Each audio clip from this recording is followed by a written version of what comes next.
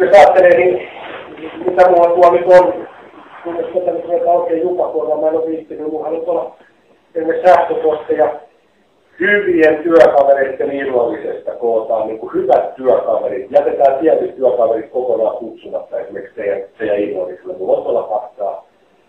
Ja kaikki tällaiset tiedot tulee niin kuin muulle, niin siinä selkeästi tietty porukka nyt jostain syystä haluaa jakaa tämän asian niin, että ollaanko me nyt jotenkin pahoja, te olette niin kuin hyviä, vai puolelta niin yhteen hiileen? Joo, sähköposti. Eli sä oot saanut tämmöisen kutsun, niinkö? Sellainenkin sähköposti. Rintaa ihmisessä. Joo. Mä luen, joo.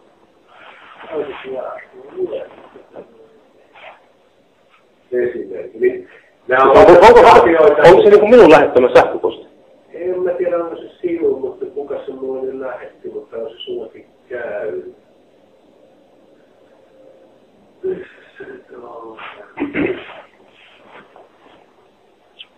No sinä et tätä.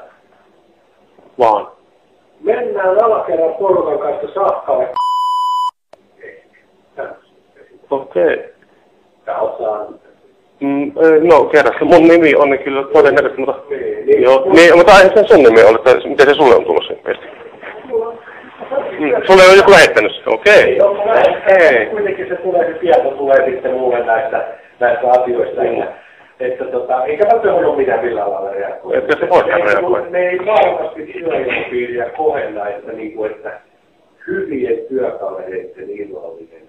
Niin, ja sitten tämä tietysti kutsumatta ja täällä sitten huilujen välissä supistaa ja näin. Niin kohottaako sinulle sitä työilmapiiriä? Onko niin mukavasti olla töissä? No ehkä varmaan...